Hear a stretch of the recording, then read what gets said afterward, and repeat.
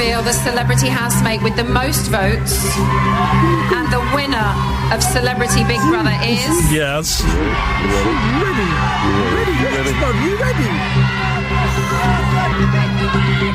Jim!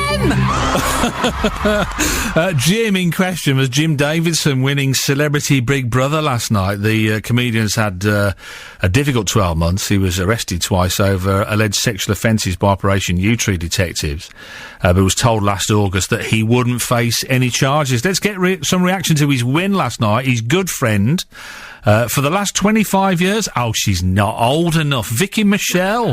Thank you, Shane. Oh, hang on. Oh, they're playing your tune. Oh, Renee. Renee.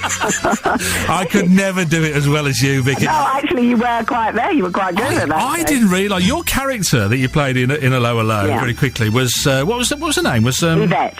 And I never. Her surname was Carte Blanche, wasn't it? Yes, exactly. Anything goes, really. Basically. I love it. I didn't know you and Jim been mates for 25 years. Well, I mean, listen, look, I've known him. We go out. We've had, I've been to see. I think last time I saw him was in a play recently. I mean, we don't see each other all the time, but we've been mates for a long, long time. I mean, first time I think I used to know him socially was in Tramp, and that was like in the 80s. Right. So we've been mates, and he's just a friend of mine.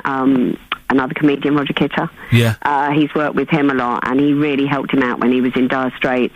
And Roger's not very well at the moment. He's a really good guy, Jim. Well, do you know what? And I don't know why. And I've never been one of these. And I'm not just saying that because you're on now. I've never been one of Jim Davidson haters. I've never really understood it either because he's quite a forthright bloke, but he seems, he's quite honest about that's what I love about him. He wears his heart on his sleeve, doesn't he? He does. He's honest. And even when I've seen a lot of his stuff, and even when he comes on and someone's upset him, like he's had an argument with the wife, or the wife is suing him, not this one, Michelle, who's lovely, but one of the others. One of the others. I'd be seeing him in the dressing room and he'd be going, oh my God, this is so-and-so, and then he'll go on the stage and tell the audience. Right. And he sort of brings them into what's happening in his personal life. He's a really honest guy.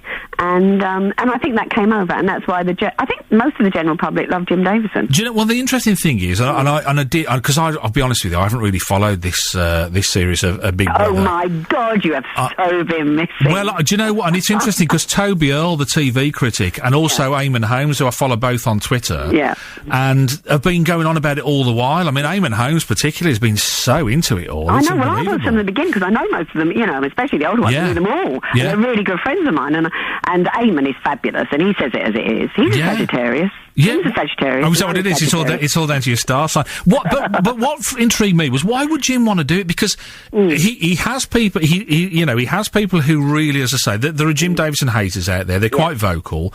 He can go and sell out a show, so it's not going to affect his business because he'll go and sell out anyway. Why is he putting himself up for this, do you think? I don't know, but he was saying when he was interviewed, saying like that the kids are saying, oh, go and do it, and he spoke to, should I do it, shouldn't I do it? And actually, in a way, it was like maybe people seeing the real Jim Davidson again, because there's been so much controversy in the newspapers about him that, I think he wanted people to see him for what he is. Do you fancy it? Would you do it? Would you? Well, I'm not sure. No. I'm not sure about no makeup. Do you? No makeup in the morning. That's the thing, because it's different for you. You watch this, and as you say, you know most of them, so you kind of think, oh, this is going to be interesting now. Okay. And perhaps you're not learning as much as everybody else who's watching it as well, because you kind of know how the personalities will react. But I wonder whether you sit there and think, oh, there's no way I could do that. There's no way I could be in that. And it's one of those things that you never say never, but it is to me like, oh my God, you are bearing your soul. Yeah. And it is totally intrusive. So it's one of those things that, but in this case, I mean, people have come out well and good and bad, really, in it. I felt really sorry for Linda.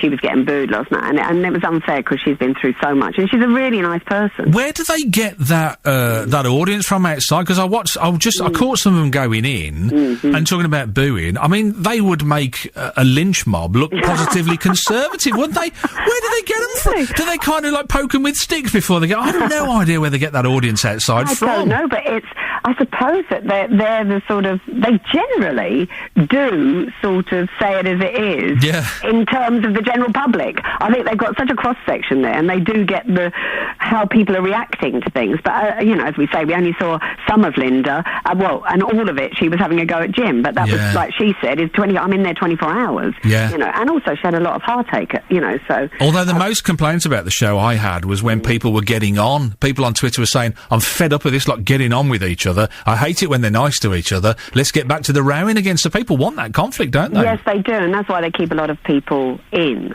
You know, although you're going, I can't stand that person. But I don't want it to go. But they don't want you to go because it's so controversial. You think, oh my God, what can they say next? Yeah, you know? you wouldn't last 5 minutes. You're too nice. You'd be in and out the back door before you. Unless you rattle my case. Exactly. Now you see. Now we're interested. Hey, before I let you go, I mean, I mentioned a low because I interviewed a cast member that you were, Arthur Bostrom. Oh, he's fabulous. When was that recently? No, it's a while ago. Rugby lad, isn't he? Of course, he's a local lad as well. Yeah, my mum, my nan, she was born in Coventry. Oh, was she? Yeah. Yeah, so I've got the cool. So Coventry connection as well. Yeah. But you all the people that I've interviewed with a low, all a great bunch, great cast, and all really got on well. All got a really nice outlook on life, and have all gone on to do other stuff as well. I just wonder, what are you up to now? Are you stage or? I'm resting at the moment, but I did a film called Silent Hours, which Hugh Bonneville was in, which is a thriller, brilliant script. Oh wow! By a director with Mark Greenstreet. So that's probably coming out next year.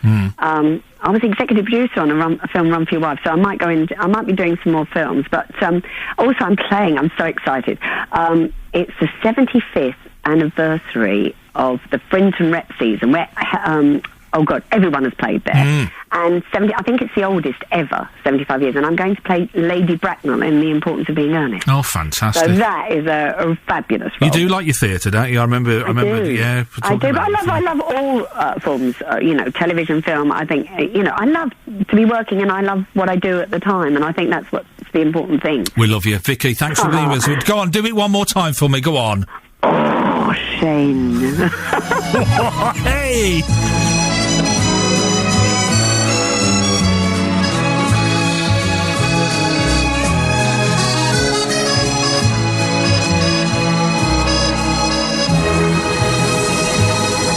Is it just me, or has it got a bit warm in here?